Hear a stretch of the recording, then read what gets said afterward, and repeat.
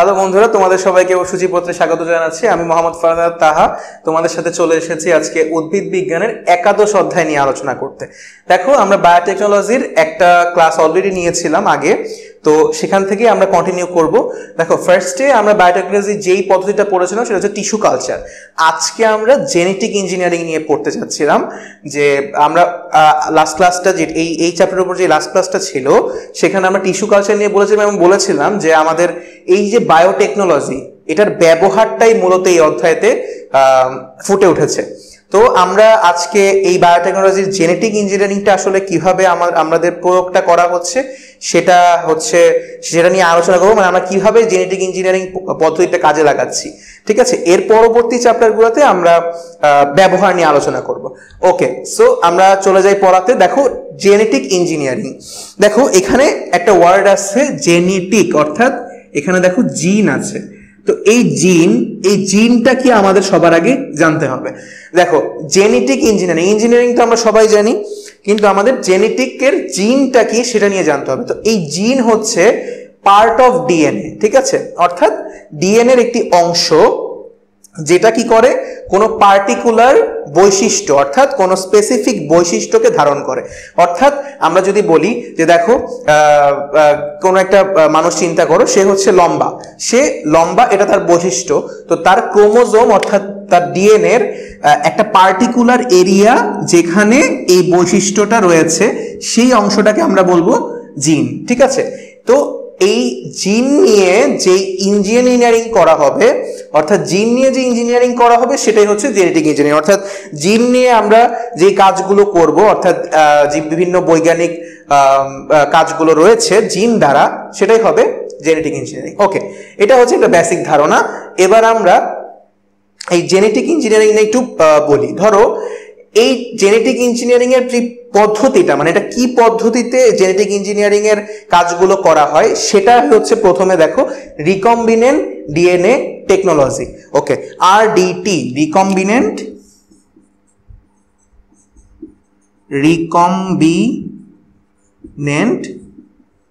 DNA technology. ওকে, so এইটা হচ্ছে আমার আরডিটি। তো আরডিটিটা আসলে কি সেটা বলার আগে আমি তোমাদেরকে একটা জিনিস আগে বলে নেই। যে ধরো আমি একটা ডিএনএ, আচ্ছা আমি আগে তোমাদেরকে বলি যে রিকম্বিনেন্ট ডিএনএ টেকনোলজিটা কি। দেখো, রিকম্বিনেন্ট ডিএনএ টেকনোলজি হলো, ধরো একটা ডিএনএ, এই ডিএনএর একটা, ধরো কোনো পার্টিকুলার একটা অর্গানিজম অর্থাৎ প্রজাতির ডিএনএ। ধরো আমি যদি বলি একটা ব্যাকটেরিয়ার ডিএনএ, সেখানে আমরা কিছু গাঠনিক পরিবর্তন করব। কিভাবে করব সেটাই আজকের মূল বিষয়, সেটাতে আমরা না যাই, বাট আমরা পরিবর্তন করলাম। তো এই করার যে পদ্ধতিটা সেটাই হচ্ছে রিকম্বিনেন্ট ডিএনএ টেকনোলজি। এখন ধরো আমি বলেছিলাম কি ব্যাকটেরিয়ার ডিএনএ এর গাঠনিক পরিবর্তন আমরা করছি। তো ধরো ওই পরিবর্তনকৃত যেই ডিএনএটা রয়েছে সেটা হবে জিএমও অথবা জিইও অথবা ট্রান্সজেনিক বা টিও, ঠিক আছে। অর্থাৎ দেখো, জিএমও কি, জেনেটিক্যালি মডিফাইড অর্গানিজম, ঠিক আছে। জিইও কি, জেনেটিক্যালি ইঞ্জিনিয়ার্ড অর্গানিজম, ঠিক আছে, আমি শর্টকাটে লিখলাম। আর টিও কি, ট্রান্সজেনিক অর্গানিজম।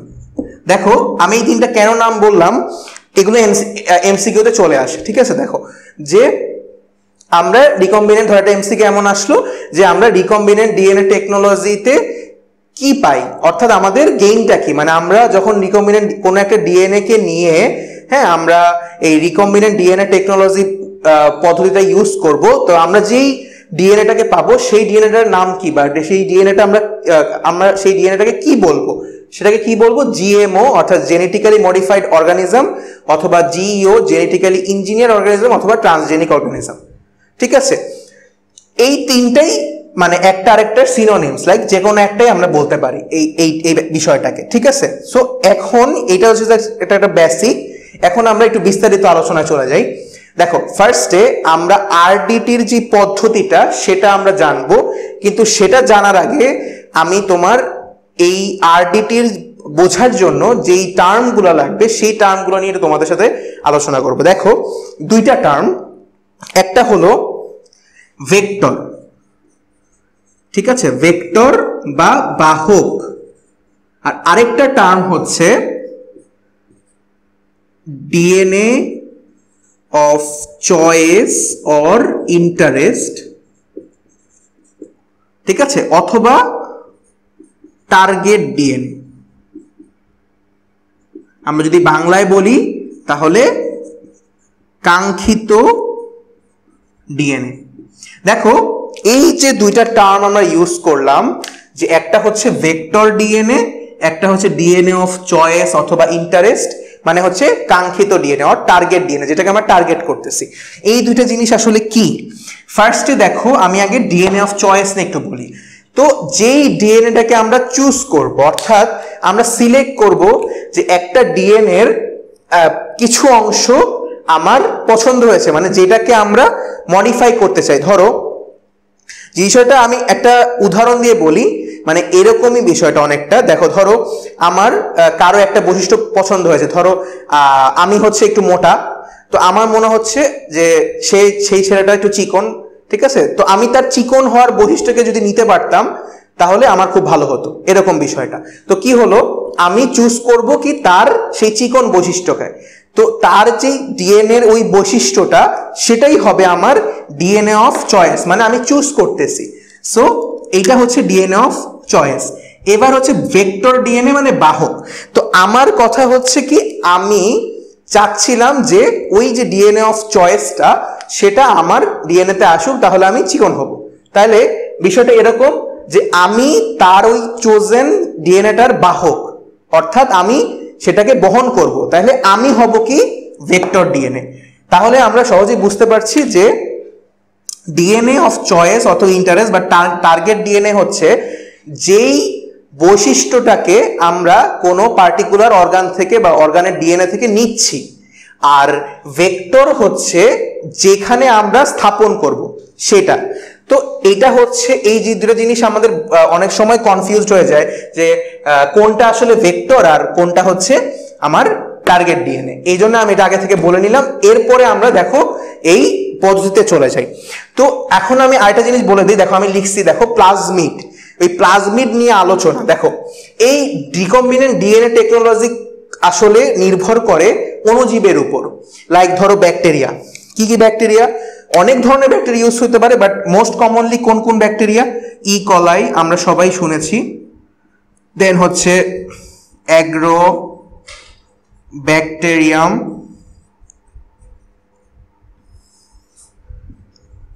টুমিফেসিয়েন্স, ঠিক আছে।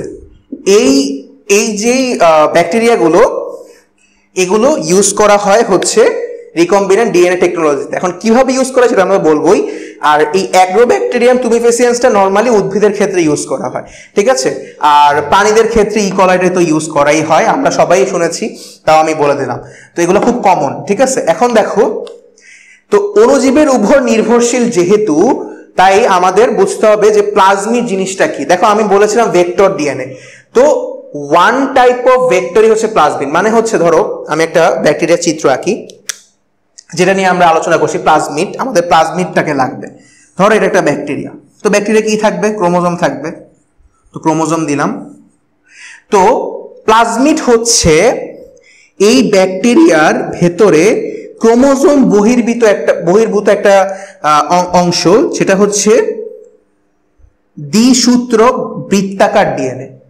তো এই জিনিসটাই আসলে ভেক্টর হিসেবে কাজ করে। আচ্ছা, তোমাদের আরো সহজ করে বলি। ধরো আমি বলেছি কি, আমি নিজে যদি কারো চিকন হওয়ার বৈশিষ্ট্যকে নিতে চাই, তাহলে আমি বাহক, আমি ভেক্টর।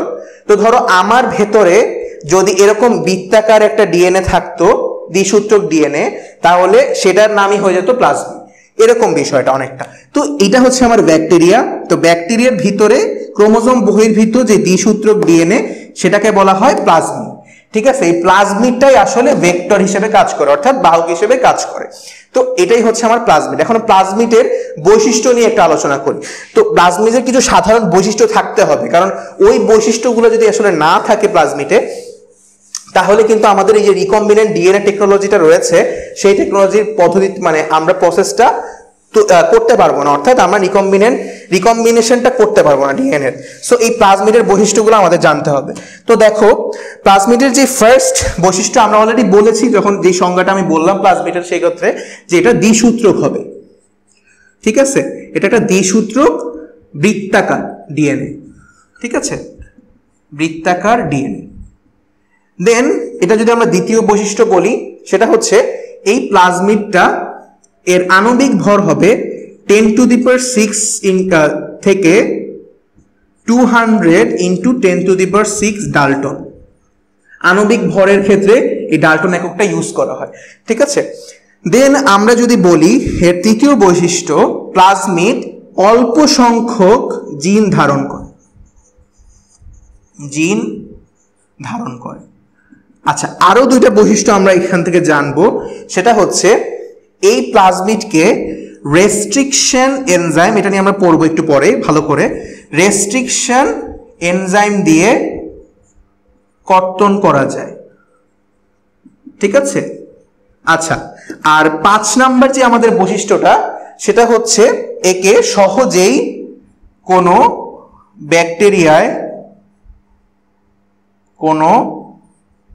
ব্যাকটেরিয়াতে স্থানান্তর করা যায়, স্থানান্তর বা সঞ্চালন করা যায়। তো এগুলো হচ্ছে আমার প্লাজমিডের সাধারণ বৈশিষ্ট্য। এখন দেখো আমি লিখেছি প্লাজমিডের প্রকারভেদ। তো আমরা একটু প্রকারভেদ নিয়ে আলোচনা করি, যে এই বৈশিষ্ট্যগুলো তো সহজেই, বোঝার কিছু নাই। তাও আমি যখন এই যে এই দুইটা যেই পয়েন্ট আছে এগুলো তো আমাদের নর্মাল, আর এই যে দুটো পয়েন্ট আছে সেটা আমরা যখন রিকম্বিনেন্ট ডিএনএ প্রস্তুত করব তখন আমরা এটা অলরেডি পড়ে ফেলবো আর ডিপলি। তো এরপর আমরা কি আলোচনা করতেছিলাম, প্রকারভেদ। তো প্রকারভেদ কি ধরনের প্লাজমিড আছে, দেখো 3 ধরনের প্লাজমিড হয়। দেখো ফার্স্ট হচ্ছে এফ প্রাইম প্লাজমিড। আচ্ছা, এই প্লাজমিড গুলো কি প্লাজমিড, এরা যে জিন ধারণ করে সেই জিনগুলো সাধারণ বৈশিষ্ট্য ধারণ করে। অর্থাৎ আমি যে বললাম যে ধরো কারো কোনো পার্টিকুলার একটা ক্যারেক্টারিস্টিক আমরা চুজ করতেছি, ঠিক একইভাবে এই এফ প্রাইম প্লাজমিড গুলো জেনেটিক্যালি মডিফাইড ট্রান্সফরমেশনে কাজ করে। ওকে, দেন সেকেন্ড যে প্লাজমিডটা সেটা হচ্ছে আর প্লাজমিড। তো আর প্লাজমিড কিভাবে কাজ করে, দেখো আর শব্দটা দিয়ে আমরা বুঝতে পারবো। আর দিয়ে যদি আমরা ধরি রেজিস্ট্যান্স, তাহলে আমাদের শরীরে রেজিস্ট্যান্স কি দিতে পারে, দেখো আমরা জানি যে অ্যান্টিবায়োটিক আমাদের রেজিস্ট্যান্স দেয়, ঠিক আছে। অ্যান্টিবায়োটিক আমরা খাই যখন আমাদের কোনো ব্যাকটেরিয়ার অ্যাটাক হয় বডিতে, তখন আমরা অ্যান্টিবায়োটিক খাচ্ছি। তো এই অ্যান্টিবায়োটিককে আমাদের রেজিস্ট্যান্স দিচ্ছে। তো আর প্লাজমিড কি করে, অ্যান্টিবায়োটিক জিন ধারণ করে, সমৃদ্ধ জিন ধারণ করে, এটা হচ্ছে আর প্লাজমিড। দেন আমাদের তৃতীয় যে প্রকারভেদটা আছে সেটা হচ্ছে কলিসিন প্লাজমিড। কলিসিন প্লাজমিড, ঠিক আছে। তো এই ক্ষেত্রে কি হচ্ছে, এই কলিসিন প্লাজমিডটা কি করে,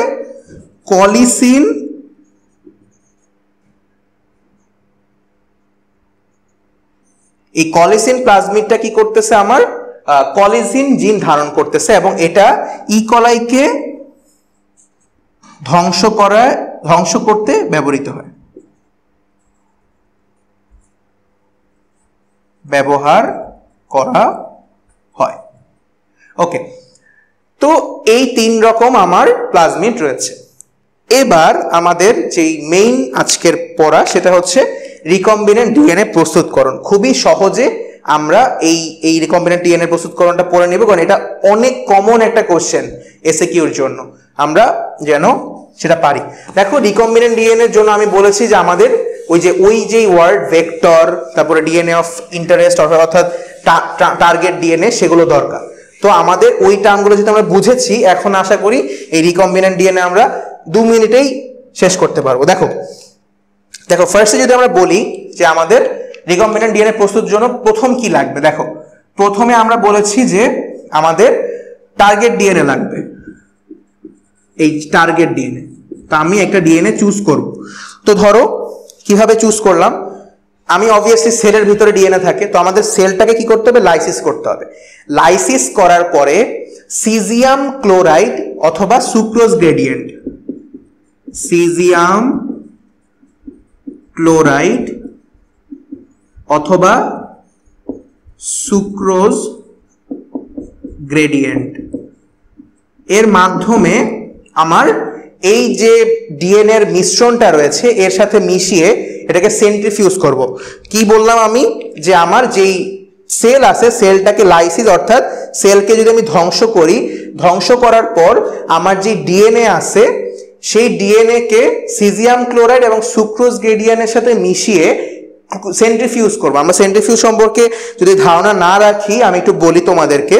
সেন্ট্রিফিউজ মেশিন আছে, সেই মেশিনে একটা পার্টিকুলার রোটেশনে অর্থাৎ সময় ধরে ঘূর্ণন করানো হয়। অর্থাৎ ওই সেন্ট্রিফিউজ মেশিনে এই মিশ্রণটাকে যদি আমি ঘোরাই, পার্টিকুলার টাইম থাকবে, এটার জন্য পার্টিকুলার রোটেশন থাকবে, সেই সময় এটা করার ফলে এই টার্গেট ডিএনএটা ব্যান্ড আকারে বের হয়। ব্যান্ড মানে আমি বুঝাচ্ছি যেখানে নির্দিষ্ট সিকোয়েন্স আকারে বের হবে। অর্থাৎ আমার ফার্স্ট যেই পদ্ধতিটা সেটা হচ্ছে টার্গেট ডিএনএ নির্বাচন। এই নির্বাচন করার পদ্ধতিটা আমি তোমাদেরকে সংক্ষেপে বলবো, যে সিজিয়াম ক্লোরাইড এবং সুক্রোজ গ্রেডিয়েন্টের মাধ্যমে মিশ্রণ তৈরি করার মাধ্যমে সেন্ট্রিফিউজ করব, সেন্ট্রিফিউজ করে আমার ওই ডিএনএটা ব্যান্ড আকারে বের হবে। ঠিক আছে, বর্তমানে কিন্তু এখন এইটার বদলে হচ্ছে সিলিকন জাতীয় কিটও ব্যবহার করা হয়। ঠিক আছে, সিলিকা জাতীয় কিট, ঠিক আছে, মানে সিলিকা ইউজ করা হয়, সিলিকা নির্ভর কিট ব্যবহার করা হয়। আচ্ছা, এটা হচ্ছে আমার টার্গেট ডিএনএ। সেকেন্ড আমি বলেছি যে তোমাদেরকে ভেক্টর ডিএনএ এর কথা, তো আমার ভেক্টর ডিএনএ নির্বাচন করতে হবে। ঠিক আছে, অর্থাৎ আমি যেই ডিএনএটা কি ইউজ করছি বাহক হিসেবে সেটা নির্বাচন করতে হবে। তো সেটা আমরা কি, আমরা কিন্তু জানি সেটা হচ্ছে প্লাজমিড। নর্মালি প্লাজমিডই ইউজ করা হয়। তো প্লাজমিডকে আমরা ইউজ করব।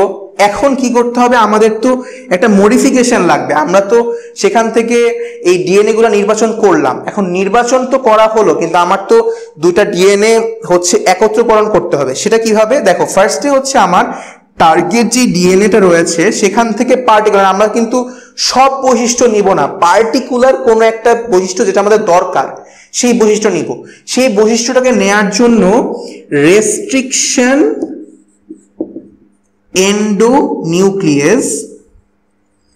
নিউক্লিয়েস নামক এনজাইম রয়েছে। এই এনজাইমগুলো সাধারণত ব্যাকটেরিয়া থেকেই উৎপন্ন হয়। যে ধরো আমরা যদি বলি ইকোলাই যে রেস্ট্রিকশন এনজাইম তৈরি করে সেটা হচ্ছে ইকোআরআই। এগুলো অনেক সময় ইয়েতে চলে আসে এমসিকিউতে, যে ইকোলাই কোন রেস্ট্রিকশন এনজাইম তৈরি করে, সেটা হচ্ছে ইকোআরআই। তো একইভাবে এরকম রেস্ট্রিকশন এন্ডোনিউক্লিয়াসের মাধ্যমে টার্গেট ডিএনএ এর একটা স্পেসিফিক সিকোয়েন্স কর্তন করা হলো। একইভাবে ভেক্টর ডিএনএ এরও একটা স্পেসিফিক সিকোয়েন্স কর্তন করা হলো। তো ধরো একটা পার্টিকুলার সিকোয়েন্স, ধরো AGTACG। তো আমাদের কিন্তু রেস্ট্রিকশন এনজাইম কি করবে, এই টার্গেট ডিএনএ থেকে আমাদের তো এই পুরো ডিএনএ সিকোয়েন্সটার কাটার দরকার নাই। আমরা যে পার্টিকুলার ডিএনএ সিকোয়েন্সটা চাচ্ছি, ধরো রেস্ট্রিকশন এনজাইম এই পার্টিকুলার এইটুক সিকোয়েন্স কাটবে। ঠিক একইভাবে এর যে কমপ্লিমেন্টারি সিকোয়েন্সটা আছে, কারণ আমাদের তো অ্যাটাচমেন্ট দরকার, তো এই কমপ্লিমেন্টারি সিকোয়েন্সটা কাটবে হচ্ছে ভেক্টর ডিএনএ থেকে। এই রেস্ট্রিকশন এন্ডোনিউক্লিয়াসের কাজই হচ্ছে এটা। তো এই কর্তনের পরে আমাদের কি করতে হবে, ধরো আমরা টার্গেট ডিএনএ থেকে একটা সিকোয়েন্স কাটলাম, সেটাকে তো অবশ্যই ভেক্টর ডিএনএ যে সিকোয়েন্সটা সেখানে বসাতে হবে। তো রেস্ট্রিকশন এনজাইম কি করলো, এই TACG টার্গেট ডিএনএ থেকে কাটলো, একইভাবে ভেক্টর ডিএনএ থেকে কাটলো। এখন কি করতে হবে, ওই জায়গাটা যে খালি জায়গা রয়েছে সেখানে এই TACG কে বসাতে হবে। তো ধরো আমি কি বললাম, এই যে আমার পার্টিকুলার প্লাজমিড, তো এই প্লাজমিডের ওই ভেক্টর, এটা তো ভেক্টর ডিএনএ, সেখানে এই অংশটা আমি কেটে নিয়ে গেলাম রেস্ট্রিকশন এন্ডোনিউক্লিয়াস দিয়ে। তো সেখানে আমি যেই অন্য যে ডিএনএটা আমি কাটলাম টার্গেট ডিএনএটা, সেটা আমি এখানে বসাই দিব। কিন্তু এই বসানোর জন্য তো একটা এনজাইম লাগবে, সেই এনজাইমটা হচ্ছে আমার 4, মানে এই যেই আমার হচ্ছে দুটো ডিএনএ একত্রীকরণ, সেটা হওয়ার জন্য ডিএনএ লাইগেজ এনজাইম। ঠিক আছে, ডিএনএ লাইগেজ এনজাইম দিয়ে আমার এই টার্গেট ডিএনএ এবং টার্গেট ডিএনএটাকে ডিএনএ প্লাজমিডে অর্থাৎ ভেক্টর ডিএনএতে স্থানান্তরিত করা হবে। তো এরপরের যেই স্টেপটা সেটা হচ্ছে আমাদের মোটামুটি ফাইনাল স্টেপ, সেটা হচ্ছে 5 নাম্বার। তো আমরা কি করলাম, আমরা হচ্ছে এই যে ভেক্টর ডিএনএটা আছে, ভেক্টর ডিএনএতে এটা স্থানান্তর করলাম। এখন আমার কি করতে হবে, আমার তো একটা এই মডিফাইড ডিএনএ দিয়ে হবে না, আমার এটাকে অনেক অনেক বেশি দরকার। তো অনেক বেশি করতে হলে আমাদের এইটাকে একটা পার্টিকুলার ব্যাকটেরিয়াতে ইনসার্ট করতে হবে। এই ইনসার্টটা কিভাবে করবো, ধরো আমি একটা ব্যাকটেরিয়া, ঠিক আছে, আমি একটা ব্যাকটেরিয়া আঁকলাম, আঁকার পরে এখানে দেখো এই ব্যাকটেরিয়ার ভিতরে এটাকে স্থানান্তর করবো, এই যে প্লাজমিডটাকে। কিভাবে স্থানান্তর করব, এই নর্মালি এই ব্যাকটেরিয়াকে যদি আমি বলি যে ভাইয়া, এই ব্যাকটেরিয়া ভাইয়া তুমি এটা নাও, সে নিবে না। তো তার জন্য কি করতে হবে, তাকে একটা শক দিতে হবে। তো শকটা কি, ক্যালসিয়াম দিয়ে, হ্যাঁ একটা শক, হিট শক দিলে, ঠিক আছে, ক্যালসিয়াম ডিপেন্ডেন্ট একটা হিট শক যদি আমি দেই, তাহলে এই ব্যাটা ভয় বলবে ভাই দেন আমি নিয়ে যাই, ঠিক আছে। তো সে কি করলো, যখন সে হিট শক হলো তখন সে এই প্লাজমিডটাকে গ্রহণ করলো, ঠিক আছে, ব্যাকটেরিয়া। তো ব্যাকটেরিয়া যদি প্লাজমিড গ্রহণ করে, তখন এই যে ব্যাকটেরিয়া, এই ব্যাকটেরিয়ার নাম হবে ট্রান্সফর্মড ব্যাকটেরিয়া, ট্রান্সফর্মড ব্যাকটেরিয়াম। তো আলটিমেটলি তাহলে আমার কি হলো, আমি কিন্তু ওই যে মডিফাইড ডিএনএ সমৃদ্ধ ব্যাকটেরিয়া পেয়ে গেছি। তো এটাকে আমরা কি করব এখন, আসলে এটাকে এখন মূল্যায়ন করতে হবে যে বেটা কি আমার পার্টিকুলার যে আমি যেই ডিএনএ সিকোয়েন্সটা চাচ্ছি সেটা কি আছে কিনা। সেটা যদি থাকতে হয় সেটা আমি কিভাবে বুঝবো, আমি তো দূরের থেকে দেখে বুঝতেছি না, কারণ আমার তো এটা দেখা যাচ্ছে না। সেটার জন্য আমার একটা পদ্ধতি ইউজ করতে হবে, সেটা হচ্ছে প্রোব, জেনেটিক প্রোব, ঠিক আছে। এই প্রোব, জেনেটিক প্রোব ইউজ করতেছি, একটা মেশিন। এই মেশিনটা কি করবে, আমার যে পার্টিকুলার ডিএনএ সিকোয়েন্সটা আছে সেটাকে আইডেন্টিফাই করবে যে আমার ওই পার্টিকুলার সিকোয়েন্সটা এই প্লাজমিডে গিয়েছে কিনা। সো সেটা যদি আমার আইডেন্টিফাই হয়ে যায় তাহলে কিন্তু আমার কমপ্লিট কাজ। এরপরে আমরা সংখ্যা বৃদ্ধি করবো, অর্থাৎ আমি তো আগেই বলেছি যে আমার একটা পার্টিকুলার ওই ব্যাকটেরিয়া দিয়ে হবে না, আমার অসংখ্য মিলিয়নস অফ মিলিয়নস এই বৈশিষ্ট্য সমৃদ্ধ ব্যাকটেরিয়া লাগবে, ঠিক আছে। সো এরা কি করলো, সংখ্যা বৃদ্ধি করবো। সংখ্যা বৃদ্ধি কিভাবে করবে, জিন ক্লোনিং এর মাধ্যমে করবে, তারপর হচ্ছে পিসিআর এর মাধ্যমে করবে। সেগুলো নিয়ে আমি পরবর্তী ক্লাসে আলোচনা করব। আজকে আমাদের যে মেইন টপিকটা ছিল রিকম্বিনেন্ট ডিএনএ প্রস্তুতকরণ, এটাই হচ্ছে তার পদ্ধতি। এই পদ্ধতির মাধ্যমে আমরা রিকম্বিনেন্ট ডিএনএটা প্রস্তুত করব। পরবর্তী ক্লাসে ইনশাল্লাহ আমরা কিভাবে সংখ্যা বৃদ্ধিটা হচ্ছে এবং এর যে ব্যবহারগুলো সেগুলো নিয়ে আলোচনা করব। তো আজকে এই পর্যন্তই। তোমরা আশা করি সব বুঝতে পেরেছো। যদি না বুঝো বা কোনো কনফিউশন থাকে অবশ্যই কমেন্ট সেকশনে জানাবে। আমাদের ফেসবুক পেজেও তোমরা নক করতে পারো, আর অবশ্যই আমাদের ইউটিউব চ্যানেলে সাবস্ক্রাইব করবে, লাইক কমেন্ট করতে ভুলবে না। সো আজকে এই পর্যন্তই, আল্লাহ হাফেজ।